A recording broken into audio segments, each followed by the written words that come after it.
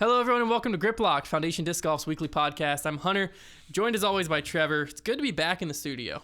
Yeah, now I know where to look. Instead, I'm just staring off into the distance like last podcast. The camera is there, and I know I can look at it, but I also kind of look off into space if I don't have somebody to talk to. So, it's better to have something to look at. That kind face. I needed it. It might not get so kind later in this podcast because I know there's some points in here that we have. I'm fully prepared to get heated. Opposing takes on. Yes. But we're going to start off right into it with something that Trevor and I might not have opposing takes on, but actually 90% of people I've seen agree with us. The PDGA has dummies taken a step back and basically, let me just read a statement from the PDGA. It is from their website concerning the FPO Player of the Year. They basically did a review on the point system, and they said, the review determined that the changes made to the Player of the Year points formula, while appropriate in context of the impact of COVID-19 on the tour schedule, were not communicated early enough in the season to give players a fair chance to optimize their schedules under the new system. The PDGA sincerely apologizes for failing to meet the standards of clarity and communication required of the sport's governing body. Basically, the article goes on and says if the 2020 original system had been used, Paige Pierce would have won, and therefore they made Paige and Katrina Allen co-player of the year. So stupid. So thoughts on this? Here's my thoughts on this. Number one, this happens. I swear this just happened in disc golf not that long ago, where I forget what it was, but when you make a mistake like this and everybody knows it and they're calling you out, even Paige Pierce calls you out on it, you are doing more damage by retracting. Sometimes you just have to just go with it. By retracting it, they have lessened Cat's award and given Paige half an award. So nobody really wins, and you've just admitted you were wrong. In this case, there are times where there's a time to apologize and move on, but in this case, they should have just not said anything. They should have just moved on and got it right next year. But I swear something like this just happened. I forget when it was, but sometimes you just gotta just stick to what you did. Just stick to it and go with it, because this stinks. My main issue is November, I believe it was, they released the point standings and the new point thing. Yeah. Right? And then there was an outcry. Everyone rages what the heck? And they still did it. It makes no sense. Yeah. Why? This doesn't make sense. Paige should be the winner, blah, blah, blah. Right. It all dies down. Yeah. It's done. Mm-hmm. Then they make the announcement, Player of the Year. Yeah. Katrina Allen. It stirs it all back up. Right. Months later, it just died down. And then they stirred it up again. And then they say co-player of the year, Paige Pierce and Katrina. You had time. You're exactly right. It's not like you didn't vet the field. You announced hey, here's their new player of the year points, whatever. Mm-hmm. And guess what? Everyone was mad. All the same people spoke out about it. Mm-hmm. And then you had months, 3 or 4 months, I forget what it was, to say, you know what? We made a mistake. Player of the year this year, Paige Pierce. We announced it too late. Whatever. Yeah. And guess what? Everyone been okay, thank you. You made the correction. Done. Right. No, you doubled down on it. Yeah. You were no, I don't care what anyone says. Katrina Allen, Player of the Year. Boom. Done. On the MPO side, they reran the points. Chris Dickerson won either way. Like we've said and everyone said. Not a big problem. Chris Dickerson wasn't a big deal. He probably deserved it. Could be argued, but it's not a big deal. There's an argument to be made, but it was at least it made sense. Katrina Allen just didn't make sense. And so now, like you said, they basically took the award away from Katrina because now they lessened her award, and then they just gave half a trophy to Paige. And who wins in that scenario? Right. No one. I guess they both get a bonus, so maybe they both do win. They probably personally win from their sponsors, sure. But the PDGA isn't even really saying they're wrong.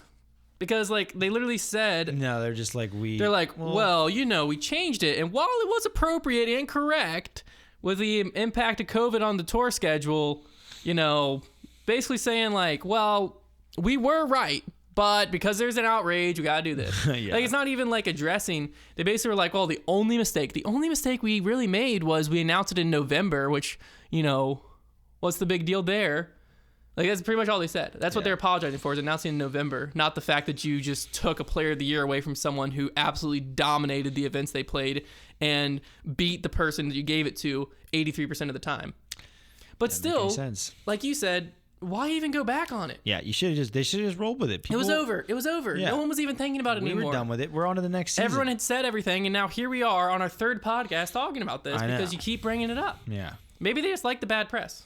You know? Hey, all press is good press. I've seen more people ticked off at the PDGA this week over this than I've seen in a long time. PDGA this year has just been having a rough one with that whole new major announcement too. It's not really been a great time. I even saw one random guy that's just in the middle of it was like, and on top of it, when is the PDGA going to build courses? What the crap are you using our money for? I was like, I mean, we're just going after them. PDGA is a curious entity, man. Very curious. Yeah. You know, we've talked about doing the deep dive into their financials. Their financials are interesting to say the least. Check them out. Yeah, you can find them. They're a nonprofit, so they're forced to release their financials. It's interesting because it is true. There's a lot of money that goes into PDGA, and there's a lot of question marks about where that money ends up. Exactly. But one good thing that had come from all this, well, I say good thing, is they've released I can't even say released because they didn't release a lot of information on it, but the new 2021 formula.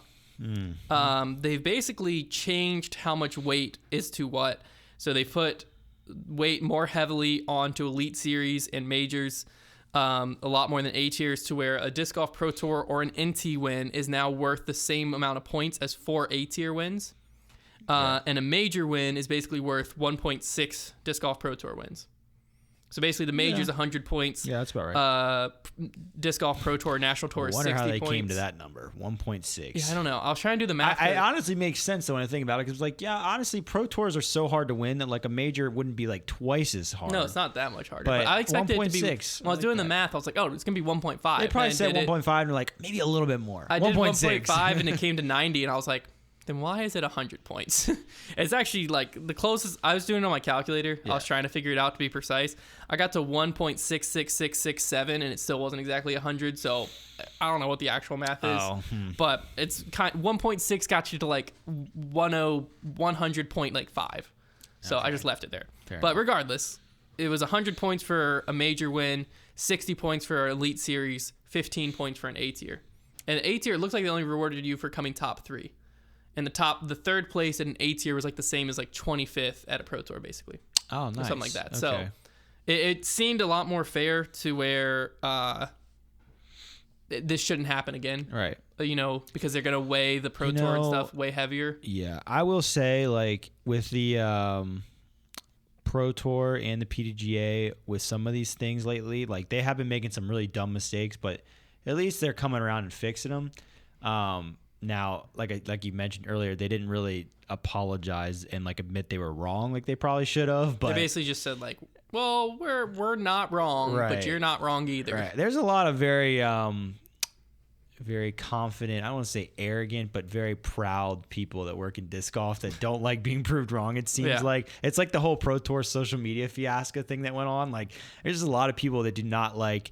I think you got to realize when you become a business entity in just general, like, you have to be very much like apologetic, because like, you know, it's like the whole cliche, like the customer is always right. They're not always right, but you're never going to help the situation by proving them wrong. Yeah. So like, you have to pick where you prove people wrong. I think if you prove the wrong people wrong, it's going to hurt you. Disc golf in general is just being plunged into this new era of accountability and sponsors, because now there's these outside companies that have been big money companies, and they know how this is supposed to all work. And as the game gets bigger, other people get into disc golf and they know how it should all work. So there's a lot more of accountability, and it's really good for the sport. It's going to be a very like good 5 or so years here where like stuff gets changed around a lot and shifted around, and it's the growing pains. Right. It's a good place to be, but it's just going to be, there's going to be a lot of things that have to change and will change, because now the things are in place to make that change have to happen. Yeah. There's so many more people holding them accountable. One final thing within all this announcement that I found very interesting is they left the Rookie of the Year qualification as a pro who accepted cash or registered as a pro after 2020 AM and Junior Worlds, which if you don't remember, that never happened. They didn't happen. So I think they're just using that date. Right. It's unfortunate. It's very weird to me, simply because like, let's put me in these shoes. Okay. Right. Obviously I was never the player to win Rookie of the Year, but let's say that I thought I was going to be. But I was like, you know what? I want to win AM Worlds first. Mm-hmm. And I'm in 2020. Then they cancel it. They cancel AM Worlds. So now I'm like, well, I'm not going to wait a whole nother year to try to win AM Worlds. Right. So I'm going to just go ahead and start playing pro. Okay. Right. And let's say that I'm like a filthy player. And then I start playing pro like in June because Am Worlds was canceled well before then. And then you find out like, oh, well, sorry, you accepted cash about 3 weeks prior to when Am Worlds was supposed to happen. So therefore, your rookie season was that 3 weeks. Well, I mean, we know of a more brutal case than that. Well, yeah, Brody's. Brody was like 6 days, wasn't it? But Brody's, I'm saying, Am Worlds didn't affect his decision. He Right. probably would have still played Battle for Right, Bedford, yeah. but his was only 6 days. Yeah, his was Yeah. 6 days before when Am Worlds was supposed to happen. Your case, yeah, it makes sense. I'm saying that Am Worlds was like the determining factor. Right, because that's a very true thing for a lot of players. Right. Like, I want to try to win Am Worlds, then I'm going to be a Rookie of the Year. Absolutely. And yeah. then, like, Am and Junior Worlds doesn't happen, so you just move on. And, like, I don't know. I think when what we just saw right there could potentially cause some stink and uproar when Rookie of the Year is announced next year. Well, I'm trying to think because, like, obviously, like the big one there is like it could affect Brody's bid. Who are the other guys? I wonder who the other rookies are that are going to be up there. I don't know, but it's usually not like a big name player. Kyle Klein is a pretty significant Rookie of the Year. But he was playing pros all year. Well, I'm just saying, like, he was a pretty big name player that won Rookie of the Year. Yeah. I was saying when they win, they're normally not. I thought you were saying he was a pretty big like candidate. Oh no, like no. Mason Ford won. Yeah, you know what I mean. They're players who like when they first win, they're normally not like huge names when they won, and then they get to be big names because it's the same thing in like most sports. Rookie of the Year. Yeah.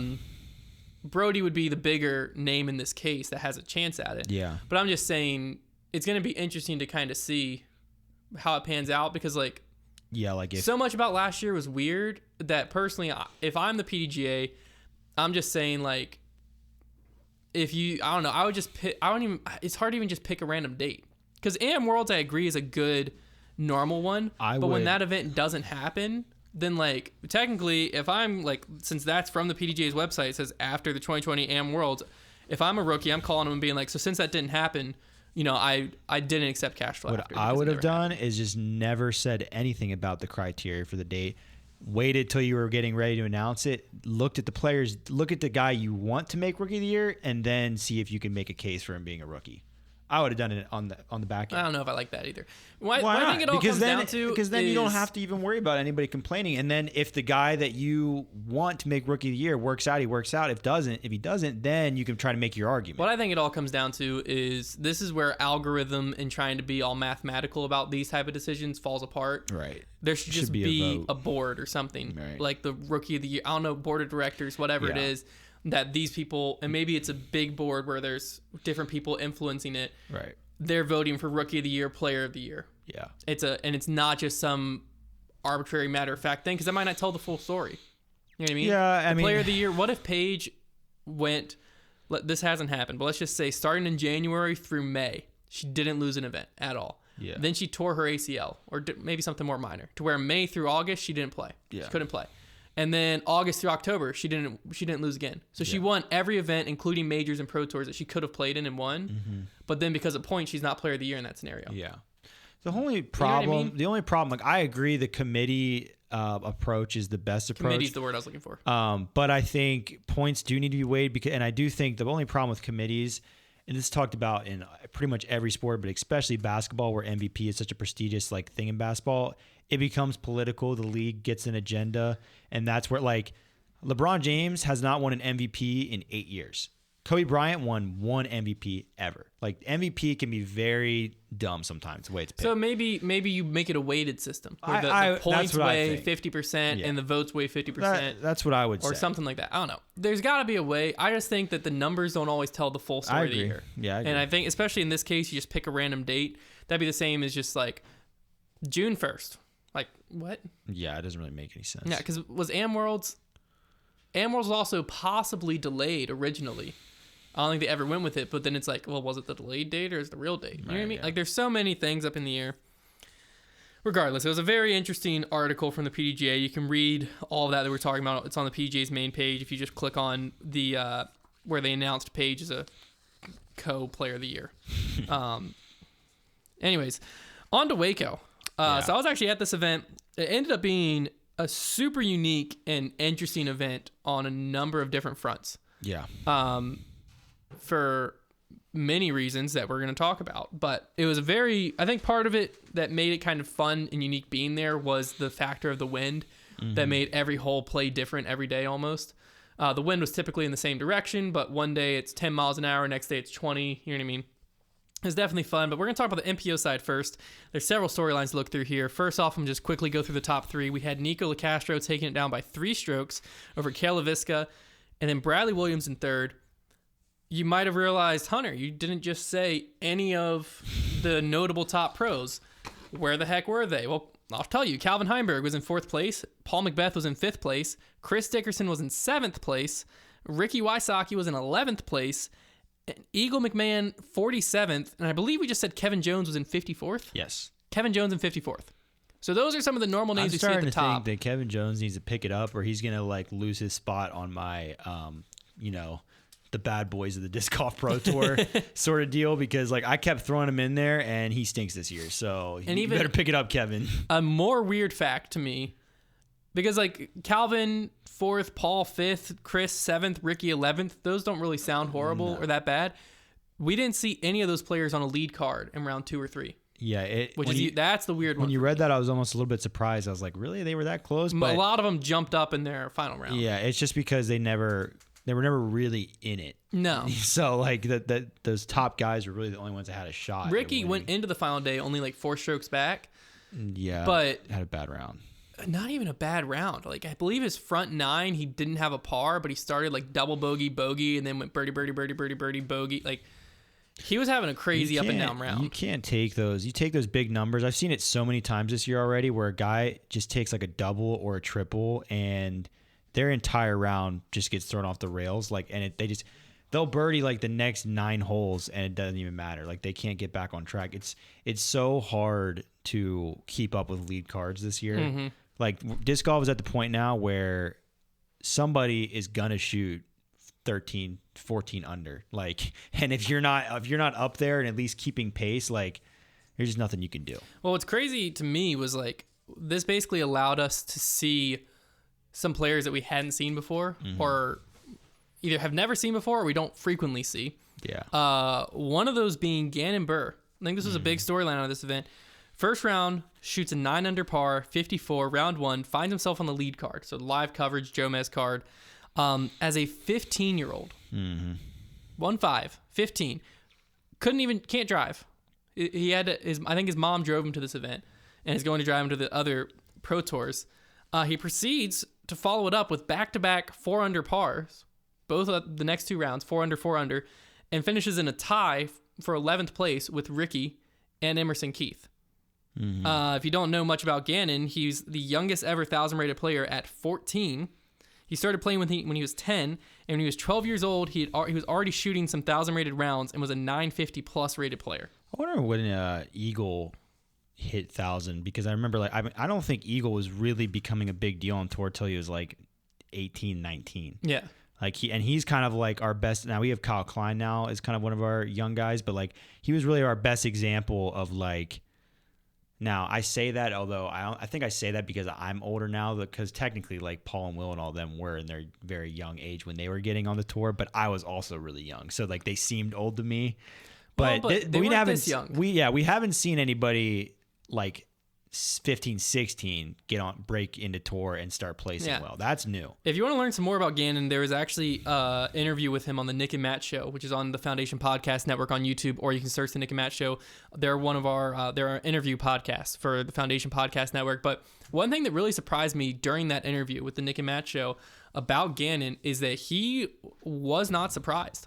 They asked him on a scale of 1 to 10, what would you rate your performance at this event? And he said a 7. And he's like, to be honest with you, I had a slow start in rounds 2 and 3. I didn't get off the tee how I wanted through the front 9. And I left a lot of strokes out there to where I think, realistically, I probably should have been in contention or could have possibly even won this event. As a 15-year-old saying good mindset. And then on top of it, they asked him, they're like, well, were you surprised with your round 1 performance? And he was like, no. He's like, to be honest with you, when we got back, the only thing that surprised me about it is where I was at on the leaderboard. He's like, it just felt like I played a normal round of golf and I was in the top 4 at a pro tour. And I'm like hearing all this, I'm like, what?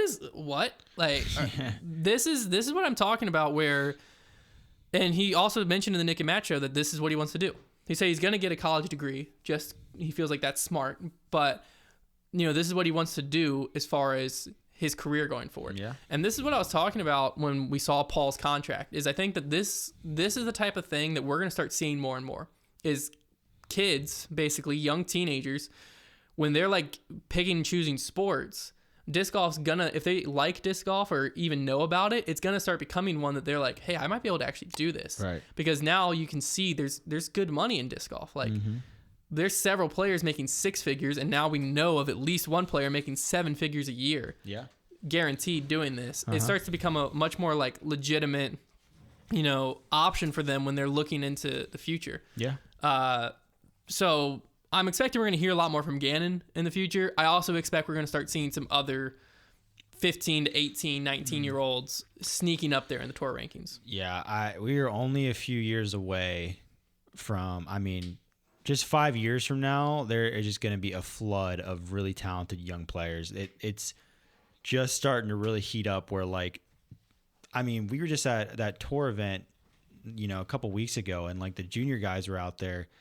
And anytime I watch juniors play, really, I'm like, these guys, when I was really young and 14, 15 playing disc golf, I was a pretty good junior player, and I was 9, 10 rated. These guys look legit. They're high 900 rated players. It is going to start getting really competitive. Disc Gannon, golf, if you haven't seen his game, spitting image of a prime Will Shoestrick. Yeah, it's very his exact. form, everything. It just, I'm pretty excited for what the future holds in disc golf in general. Yeah. I think we have a very bright future. Not so bright is this next storyline. There's a lot of people talking about this. I actually had a phone call from just a listener who wanted to make sure we talked about this on the podcast because there's been so many people just upset about this. Yeah. Which is Nico's excessive time. This has been brought up multiple times, but it seems like this tournament, I think it was probably the wind, to be honest with you, really put him over the edge.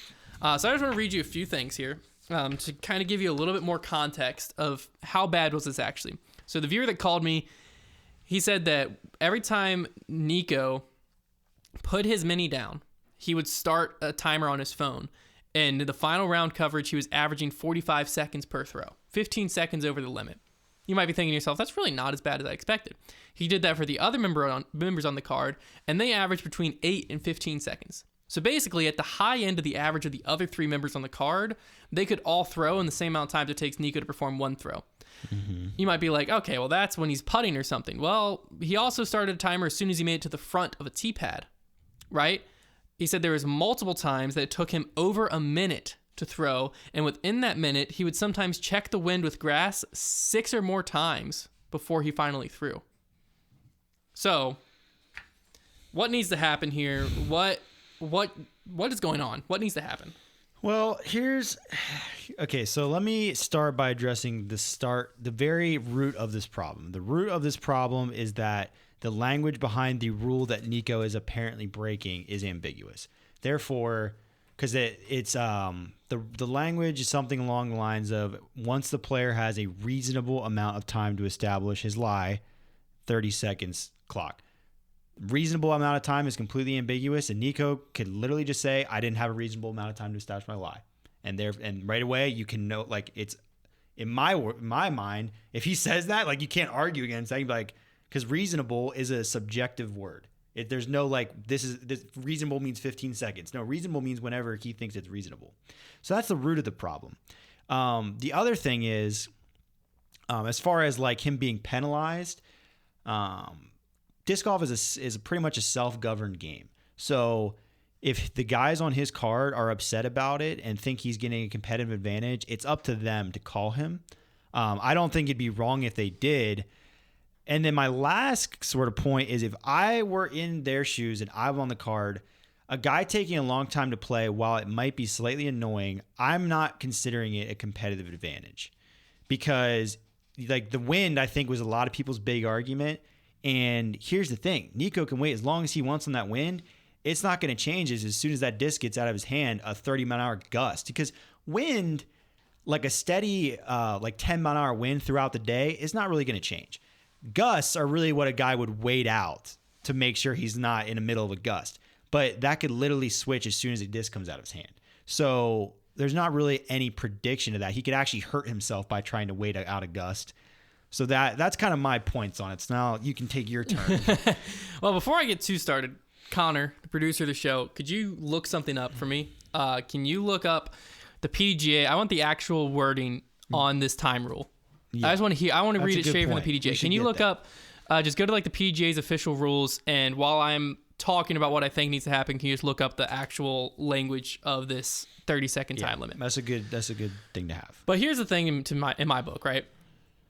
Regardless of how ambiguous this rule ends up being, I think you are right. I think it does say a reasonable amount of time. There's a point where it does become a competitive advantage. And why is that? Well, even if it actually makes him play worse, he's getting more time than the rest of the field. And he's not getting more time because he's taking more. But they could have. It's not an advantage because they could have. Okay, well, imagine if everyone did this. Let's add on average 30 seconds to every player's throw throughout the whole day. We're not finishing before the sun sets. Well, then that becomes a group pace problem. But there's no group pace rule. I don't think it's a competitive advantage when anybody else can do it. But no one can. It's the rule. But it's an ambiguous rule. I don't think it's that ambiguous. It's incredibly ambiguous. If you're marking your lie, especially when he's only 15 seconds above. But what's a reasonable amount is like 15 it might be like, well, I haven't had reasonable amounts. Like I look at my lie, I walk back. We're talking 45 seconds from when Nico marks his lie and is sitting there. Okay, but it's 30 seconds from a reasonable amount, I think is the language. And here's the thing. You take ambiguous language, add 15 seconds. I'm not seeing a huge problem. I'm just going to let you watch how long 30 seconds is. Okay, that's a waste of time. Connor, did you find the rule? Yeah. Okay, what is it? It's rule number 802.03.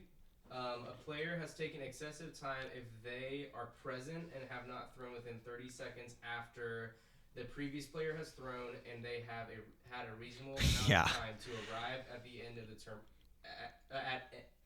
and determine the lie. And so they are next in throwing order, and the player has a clear and free of distractions. So that was 33 seconds from when I said I was starting the timer. That is irrelevant to what we're talking about. I'm just saying there's plenty of time. I'm just saying that you just heard the language. They use that very ambiguous language. If they want to say it was when you but there's no real way to clock it because you could say, well, once the mini goes down, you have 30 seconds. But then what if he just waits to put his mini down? There's no real way to clock it. Golf. The essence of golf is there's an integrity and there's unwritten rules. Exactly. So he's breaking all of them. Okay, but that's something that is just going to exist, and you're going to have. You're going to hate it. Here's my thing: you're going to hate it, but it's just going to happen. This is a form of cheating. Period. This is a form of cheating, and it's not only a form of cheating by him, but every card mate he plays with that does not call him on it is also engaging in cheating. Okay, and I will go even absurd. I'm not. How so? If I watch you commit a foot fault and I don't call it, I cheated just as much as you. A foot fault is actually by the rule books cheating, while this is completely ambiguous and not actually cheating because the rules do not say it's cheating.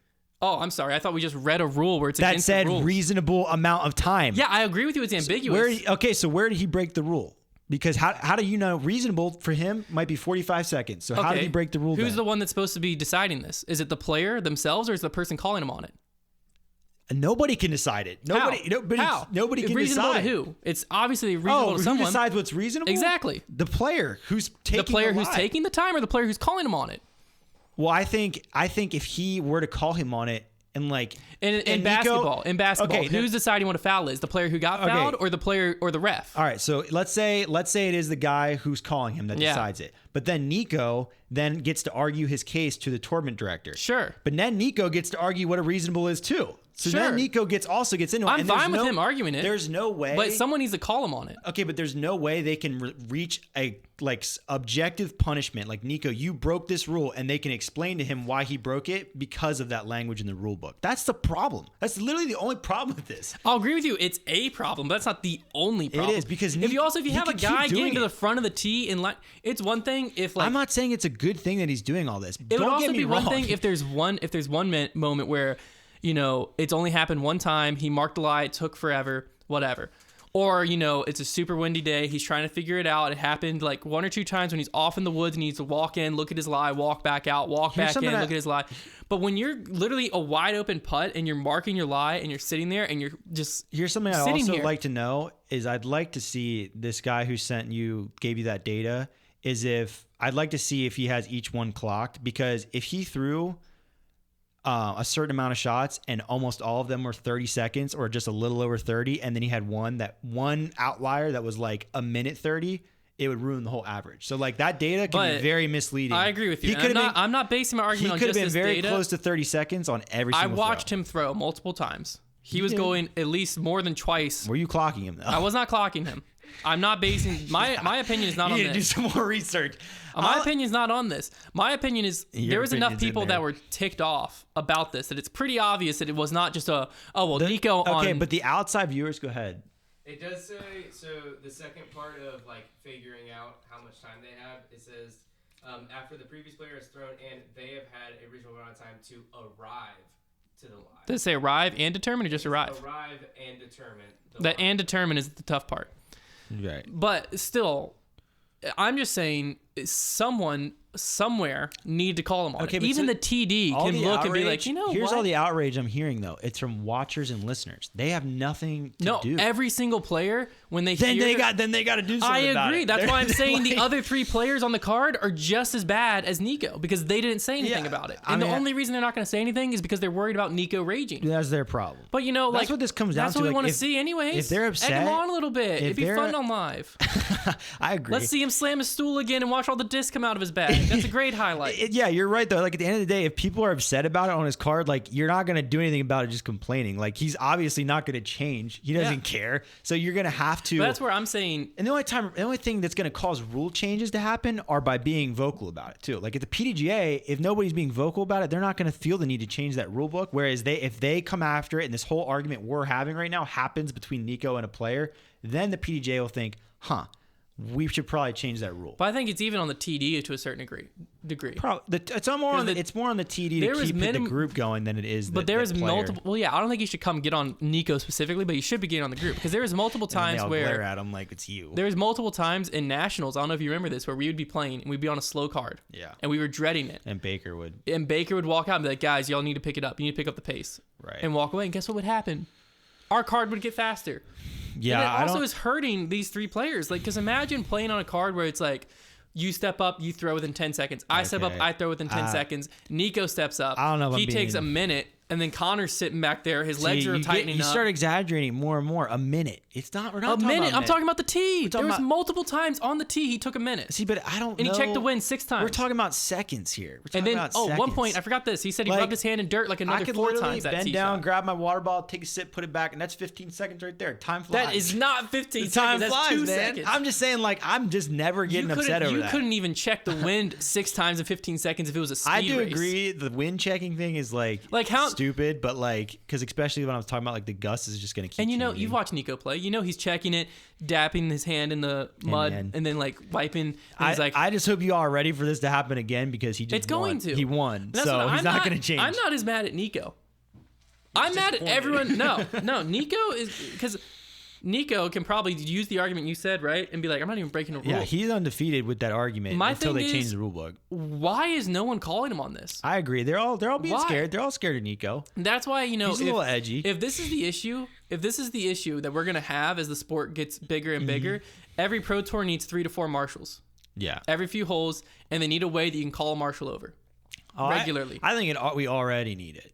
But we definitely need it soon. Well, if players are willing to call their card mates, it's not like hey, Nico, I hate you. You're taking too long. You suck. The marshal thing, though, this is the rule. I think the marshal thing's a low effort thing. Like it doesn't take a lot, and it would be very helpful. Except for they need to be certified officials, is where it takes a little bit. Yeah, I took one of those officials tests on a bus on the way to nationals, and guess what? I passed eventually. But another thing too is Nico multiple times has been the first person to call people on weird rules. Like, remember that Ricky foot fault? And he's literally he's literally like going to the crowd. He's like, no one else saw it. Look at the camera. It was a foot fault. It was a foot fault. But that's what I'm saying is Nico has been the first person to call people on this, and yet everyone's scared to call Nico on it. Yeah, man. Like I said, that's not his problem. No, it's not a Nico problem. It might be his problem to like look at the crowd and complain. That's kind of unprofessional. But every other player on his card is just. It's like aiding and abetting. You know what I mean? If this was a crime and you're arresting one, you're arresting all because they all committed it. Hope you can do the time. You did the crime. Man. That is funny. I like that argument. Just if you're on Nico's card and you're not calling, you are the worst. Not, What you're not the happens- worst, but you. How many guys You might as just well got be offended? taking- How many guys were on Nico's card this past weekend? I mean, you should have taken 45 seconds yourself. No one was calling on your card. Why But not? I don't like. There's a lot of guys that don't want that. That's the thing. I mean, look at Taylor Brooks, the guy that we just filmed the other week. Like Yeah. that guy takes 0.15 seconds. Like, Yeah, I'm just bro. saying. I'm just saying, like it. I don't get because I've heard so many players be like, "Oh man, I missed Nico's car by 1 because," and then you ask why, and he's like, "It just takes so long." Or his outburst. I'm like, "Well, have you ever called him on a courtesy violation for an outburst or a time?" And answers no. Only people I've seen Germ one time when Nico like slammed his disc into the basket USDC, and Germ just immediately goes, "Cut that out, man." he's a hey, knock that off. Yeah, Like, hi, he's knock his that dad or something. Yeah. That's the best. And Nate Perkins. And Nate Perkins. Yeah, Props to them.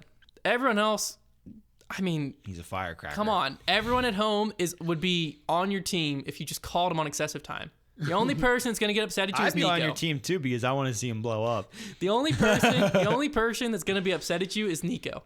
You'll have like Maybe Nico. you'll Like, have is 10,000 with the fans mob. watching live, cheering, painting up their chest with your name on it because they're stoked. Maybe Nico knows guys in the Mafia or something. Maybe he's got some. Maybe he's got big germs He's got in a maybe jar. Nico. Maybe Nico's the type of guy that has the dirt on everybody, and they know he'll just let it fly. He's not stable enough. Like Nico knows what you did last summer, and he will tell everybody.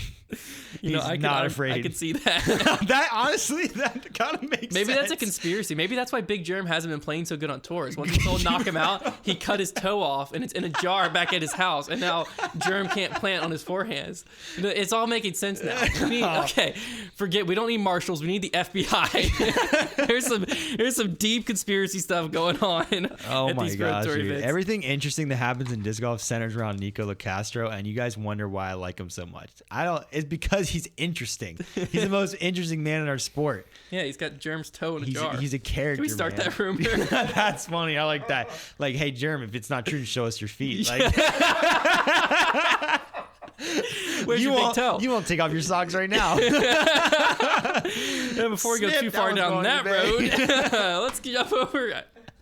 Let's get over to the FPO side of this, where it's the Kona Panis show. To be honest with you, I mean, man. what this weekend is one heck of an event. Kona Panis wins by 12 strokes. 12. Was it 12 or 10? 12 Okay. over Owen Scoggins, and then Sarah Hokum came in third. I know what you're sitting back home. You didn't watch the event. You probably did. You should've. But in this scenario, you're sitting home. You didn't watch the event. You're going, Hunter, Paige and Cat must not have been there. Oh, they were there. Paige Pierce, 5th place. Katrina Allen, 7th place. Well, let's look at some stats. And that's like, don't hear 5th and 7th and be like, oh, they weren't that far out of it. No, they were a mile out of it. I mean, Kona won by 12 Yeah, they over, were over second. They were never in it. No. They stunk. Well, I don't want to I'm coming after us too because we over here always like sipping on the Paige and Cat Kool-Aid over here. no, So like this is I'm about like to a tell you self why. roast. I'm about to tell you why Paige wasn't in this thing. Tell me. So she struggled in 2 areas: scramble rate and OB. Scramble rate was That's- 28%. So when she was off the fairway, Mm-hmm. only 28% of the time did she get up and down for par. 18th in the field of FPO. She also had an OB rate of 0.13, which was 7 OB shots. 17th in the field of FPO. Yeah. So she was throwing. Basically, her shots weren't. That just shows you she didn't have control over her Paige and shots. Cat literally when they have a bad event, it's almost always boils down to OB. Almost always. Cat's was not. Cat's OB rate was kind of well, decent. Cat is putting, I guess. Circle 1X was Yeah. 60%, which was 19th. But then her scramble rate was 20%, That surprises me. which is 25th. That surprises me that she wasn't scrambling well. But she got off the fairway. well, Waco's yeah. a tough place to when scramble. you throw as hard as they do, you're gonna be a mile off the fairway when you miss. You can't even really get a mile off the fairway. If you get a mile off the fairway it's in Waco, thick. It's thick in there. Yeah. So scramble percentages are honestly like probably just gonna depend on luck a lot at Waco. Yeah, but depending that on where was you land. it was very interesting because it's also like If you hit fairways you have there, 9 you win. holes of wide open golf that pretty much your only thing is wind and a little bit of OB, which Mm. obviously Paige struggled with OB. Cat, I mean, it was just, I guess her putting when you add the wind in, it just wasn't a good recipe. Yeah. But I mean, Kona, if you look at her stats, there's like no cracks. She was top 5 in literally every category except for Circle 2 putts where she was 10th. But I mean, Circle 2 putts are bonus. You know what I mean? Right. It's not like she was losing anything. It was a super, super impressive performance from her all around. Yeah. I think it's definitely going to be interesting to keep us on our toes going forward.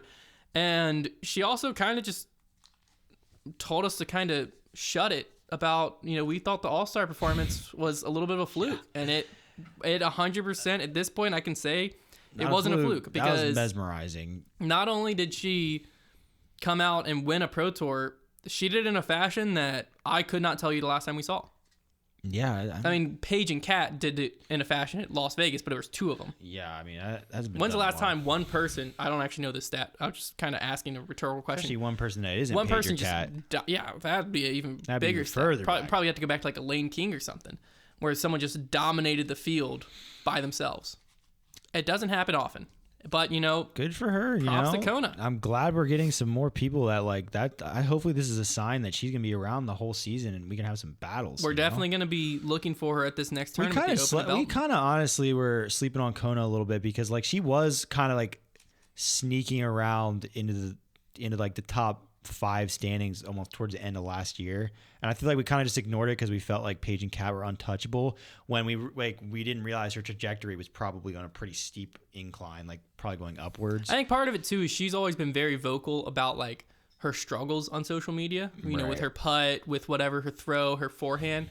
One thing you don't realize is like once she got to like her forehand was really good is when she started posting about her putt and like changing it to the throw putt and stuff like that. Right. So I feel like we kind of got played. Like we just watched and we were just thinking, oh, she's still struggling. But what we weren't paying attention to was like, oh, she was struggling with this, then she fixed it. Then she was struggling with this, now she fixed that. Now she's struggling with this, oh, she fixed that. Yeah, she works hard on her game. And she's fixing everything. Yeah. To where she just, and she didn't even look like, I mean, she cried afterwards. It was a very emotional win. Yeah. But that was the only like break in emotion all week. Like she looked like a stone cold killer out there most of it. Like she was just walking around like, I belong here. Yeah, she carries herself well. Yeah. I mean, it was a great moment for her and for Colton. I believe there's a picture of Colton videoing her crying as well because, I mean, it's so cool. Like, I love seeing emotion like that because it just shows, like, how much it means to these pros. You know what I mean? Yeah.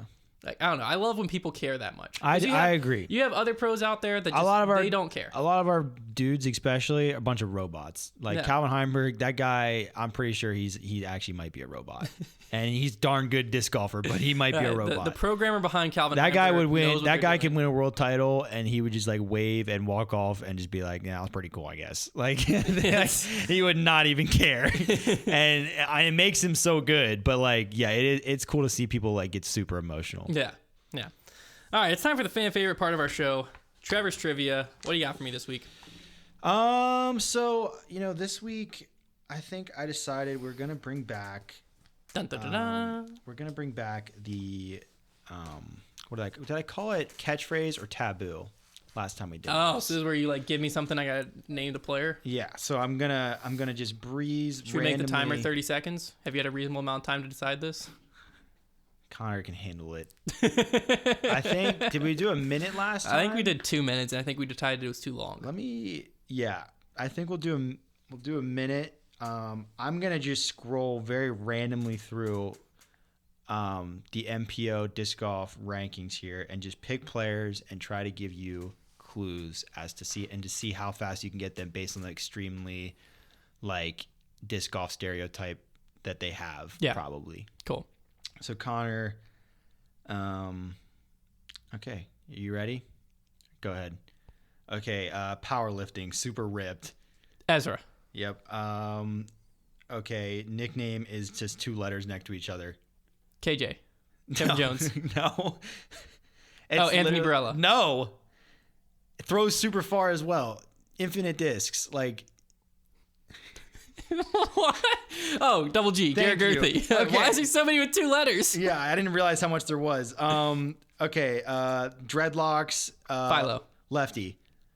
Chris Clemons. Yep. Does he have dreadlocks? He has curly hair. No, I think he had dreads at some point. I don't think so. Okay. Misread. Same name as a bird. Eagle. No, I kicked his I'm giving the worst hits. I kicked his butt at Seco. Raven Newsom. Yeah. I can't even get it together. Guy that you picked to be like top 10 this year and he flopped. Scott Withers. Yeah. He's filthy. That's it. I gave you the most like wide range. First hints. off, let me pull up a picture of Chris Clemons. Let me show you Where the picture. did you get dreadlocks Let me show from? you the picture I was looking at, and you'll understand it. You'll understand it. Oh my word. Hold on. And then you said 2-letter name. And there's so many. Look at no, I said his nickname though. Look at that picture and tell me it didn't have kind of reason. No, I mean kind of reasons, but Okay, like now look how much of the picture I was looking at. Now does it make a little more sense? a little more sense. And yeah. for some reason, in that very moment, my head thought, "Yeah, he's got dreads. When you said dreadlocks, I was like, He could rock the 'em." only person that I thought, because Philo has dreads. To be fair, the second person you came up with after just the lefty hint was Chris Clemon. Because I was thinking long hair. Somewhere in your subconscious. Well, I was about to say James Conrad because I was just thinking long hair. I'm not on that tour. stupid. And I was like, who does this I guy love think that I has gave you. dreads? I literally like gave you bird name, and you. No, because you said lefty. The second hint you said was lefty, and I just know. threw dreadlocks out the window and went long hair lefty. Okay. Well, your thought process was. You very said accurate. bird name like eagle, duh. I know that's like the worst hint of all time. The 2-letter one got me because. There's so many. I didn't realize And until when you you said that. Infinite, that really threw me off because I was like, who is on Infinite's team? Well, there's only a couple to pick from. Yeah, I just didn't know him. Shoot. Well, that was an is so eventful fun. segment. That's so. It's always funny when I have no idea what I'm gonna do and I just start naming things. I'm like half of my mind is trying to give you hints. The other half is like, do not say something regrettable here. Like when my brain's in that mode, I might just blurt out something shocking. It's something you're not supposed to know. Yeah, like that nobody knows about that hint.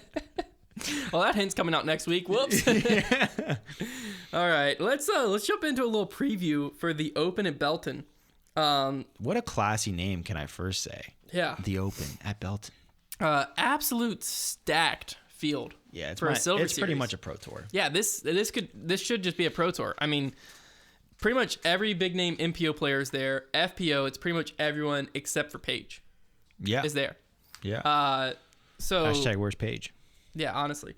So let's just look at MPO first. I don't know too much about this course. I know from what I've heard, The pars are interesting. pars are kind of interesting, but other than that, players really seem to like it.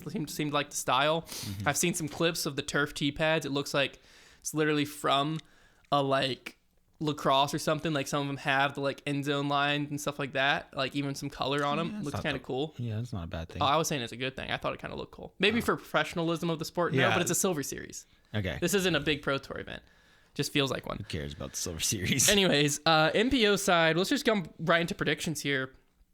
Who's taking this down? What's your top 3 looking Honestly, like on MPO? man, these predictions are getting almost impossible, but at the same time more interesting for the listeners because they actually are going to be different instead of just the same people. I'm not completely swaying off of it yet. I'm going to stick with my guns kind of, but I'm going to keep throwing in a third guy that's sneaky, that I'll feel accomplished. So first I have Calvin because he has been one of the guys that is predictably consistent, finishing 2nd and 4th so far on the Pro Tour. And then I have Paul in 2nd, although he's clinging on to my top 3 just barely right now. If he doesn't pick it up, he's going to find himself dropped. And then, 3rd, Mr. Dreadlocks himself, Chris Clemons. That's my sleeper pick. Chris Clemons is having a good season. Seems to play well in Texas historically. So that's my... You mean last event? Or you looked? No, I looked a little okay. further I back. just meant I wouldn't drop a line like that. Now MPO, I was right on one of my picks last week, which was Paul. Wasn't in the top 3. So smart. Instead, Paul's winning this event, and I'll tell you why.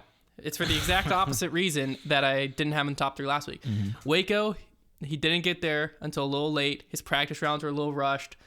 He just didn't seem that prepared for Waco. Belton, I'm sensing a different Paul. I texted him about the course. He really likes the course. He said he hasn't seen a course like it in a long time. He was really feeling good about it. He showed up there. He said it had a Northern California feel. Yeah, which that who does smells good like in danger. California? That smells danger. Also, he showed up with plenty of time to prepare this week. I think he's going to get a lot of good practice in. Yeah. He seems focused. I think Paul takes this one down. It's going to be his... I mean, I can't say it's a statement win because it's not a Pro Tour event, but it's going to be another good win for him to get under his belt. Calvin, though, I don't know as of right now if I can ever justify not having Calvin in the top 3. He's a machine. Calvin's the guy right now that is constantly performing. Even a bad week like last week was 4th place for him. So We're seeing a really good season out of Calvin. He's in my top 3. And my kind of sleeper pick, I'm going with the same model as you. I'm sneaking someone up in there. Do it. Bradley Williams. Good pick. He's a Texas local. Good pick. We don't see him on tour much. One of the smoothest forms you'll ever see, and then just played extremely well at Waco. Keeps the disc in play. Good driver. I definitely think he's going to perform pretty well out here. I think he's going to be comfortable. He knows the Texas conditions, and he's proven that he can play in it.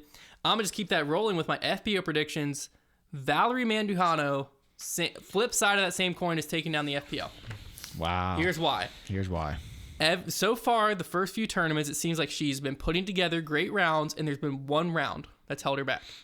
One round that's kind of stopped her from being completely up there where she's in contention to win. It's true. And I think that ends this weekend. Okay. I think that Silver Series, Paige isn't there. She might have a little less pressure on herself from her own mind. You know, she might just go out there and just throw the disc. It's in Texas again. She's going to be kind of close to home. I don't actually know where she lives, but Texas is massive, so I can't even say close to home. She might be like literally 10 hours from home in Texas. Regardless, she's in her home state. Right. I think she's going to play well. I think she's going to take it down. Katrina Allen, I have as my second place pick. It depends on what Cat shows up, if she's first or if she's 10th. It's a very interesting season, but again, I can't really justify not putting her up there. In third place, I'm rolling with Kona Panis. Yeah. I mean, she played too good last weekend to not put her up there, but I don't think she's going to go back-to-back, personally. I do. Okay. I've got her first again. We're still in Texas.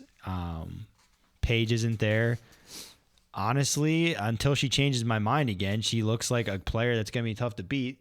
I have Cat in second and Valerie Mandujano in third. So we have the same top three, just different order. Interesting. That's kind of funny. Yeah. But, Katrina Allen gets picked in second place more than anybody has ever been picked in second place. Honestly. But she comes in second place a lot. Yeah. It wouldn't surprise me if Cat won this one. Yeah, it wouldn't. By any means. It's just going to be tough for her to win when her putt, I feel like, is really behind. Yeah. That's what it comes down to for me. All right. Well, I think that's all we have for this week's show. It's time to jump into the final segment. Make that call. I forgot to do this last week. I don't think you forgot. I think you made a business decision. No, I didn't even have them written down. Right. But I think you were going to do it really quick, and then you were like, it's not worth it. Let's roll. That was my assessment of you in that moment. Well, I'm glad that was your assessment. That's why there was zero shock on my face when you didn't go to make my call. I was like, that's Hunter. No, I just forgot. I just didn't even write it down. I forgot the segment existed. Well, I gave you more credit than you need, I guess. Yes. All right, but we're going to paint you another scenario. Do it. All right, so you step up to a hole. All right, it's basically a dead straight hole. There's OB, though, all along the right side. You decide you're going to throw a hyzer flip. Out of your hand, you pull it slightly. It flips up and rides right along the OB, starting about 50 feet off the tee is when it gets to about the OB line. Rides right along it before about 200 feet farther. Mm-hmm. It starts to fade to the right and never makes it inbounds. It turns over. Yeah, turns over, OB, never makes it inbounds. Where are you taking your lie from? Where it went out of bounds. Is there a trick question here? Well, yeah, but where did it go out of bounds in that scenario? You threw it, flips up and hovers above the OB line and then hyzers out. Basically, my question is, if it was exactly over top of the OB line? Yeah, in this scenario. Is it when the disc first breaks the OB line or when the disc fully in the air? At what point is your OB? So is it the 50 or the 250? Well, let's just picture it's a perfect flight where it got to 50, rode it dead straight, and then 250. So, first off, let's get past the problem of you're going to have to, your card mates are going to have to, determine that that's what happened. Yeah, okay. Your card mates, you had someone ignoring who knew that, exactly what happened. lines are safe in disc golf. Right? Well, is that decided? No, yeah, lines are safe. I thought it was the opposite. Doesn't matter. Now, if you're on part of the rope, you're in. Well, okay. Are you? Yeah. Okay. This is the line. Your disc is this. It has to be crossed over in bounds. If a little bit of it is crossed over. Yeah, I'm pretty sure the line is OB. The line is OB. Yeah, the line's OB in disc golf. Pretty sure that's a rule. I'm pretty sure you're right, Google but that. I'm pretty sure the that's line's OB. I guess I was this thinking. Scenario doesn't matter. Okay, your disc is half. I was so thinking. Over. I was thinking more line is safe in sense you could be touching the line but also be in bounds. I think that's what I was thinking. Yeah. So at what point is it when you first break the barrier, or was it fully? So at what point is when you cross OB? Is what I'm asking. You have to be fully over the line. So you're saying... Well, fully... Okay, so in this case, if the line is not safe, you have to be fully to where your disc is no longer touching part of inbounds. So you're saying the 250 foot. Yeah. Yeah. All right, you're right. Yeah, it's when the entire disc... The out of bounds line is part of the out of bounds area. Yeah, okay. So the OB line is OB. Okay. It's when the entire disc crosses that line. So to be super technical, since the disc is a circle, there's a single point of last contact with the inner edge of the OB line. That is the point you use for your marking. Yes. It always was. All right, that's all we got for this week's episode. Be sure to check us out on all of our social media. Also, check out our other YouTube channel if you haven't already, just Foundation Disc Golf. Check us out on Instagram, all of that. Keep up with the new drops. There's a lot of stuff going on, a lot of stuff hitting the site pretty much nonstop at this point. We really appreciate all of your support, and we'll talk to you next week.